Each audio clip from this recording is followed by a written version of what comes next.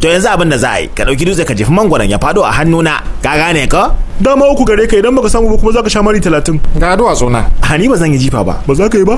To me za ka yi kenan? Dan rike min wannan. Kai, ko afka masa zai gudu. Kai, dakata mana kai. Dakata kai.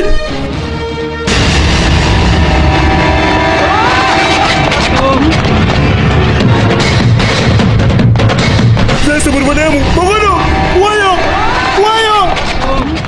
Kai. Dan waka taimake mu.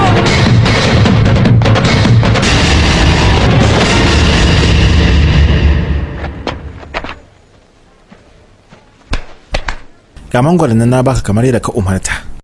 Shin da wani abu kuma da kake so a maka ne? Zo. Kai ba ni kwakwa.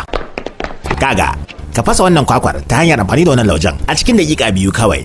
Ga lauje, ga kwakwa. Ba na buƙatar lauje don wannan aikin. To za ka yi kenan. Kai dai naka ido.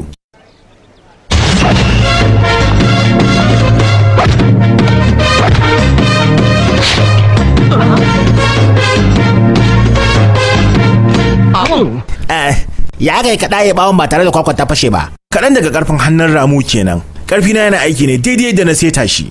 Aboki. Ya wuce Bruce amma bai kamo Tyson ba.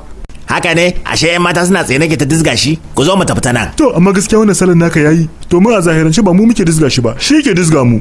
Washin kana tantama ne ma akan dizga ku da yake ji su fa. Ke amare sabuwa ce a nan ko? To lallai yau ke ma zan dizga ki. Ina ba zai yiwu ba. Kai ku daga.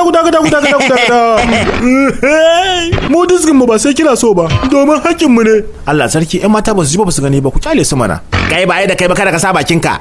Karbi tsintsiyan nan ki share wannan titin baki daya. Na ki din. Aha, kun ya kike ji? To ki je ki share ban daki. Shi ma naki. To idan har ba za ki wannan shara ba za mu saki tsallan kwado guda 33 fa. To na roƙe ku kada ku dizgata. A madadin ta ni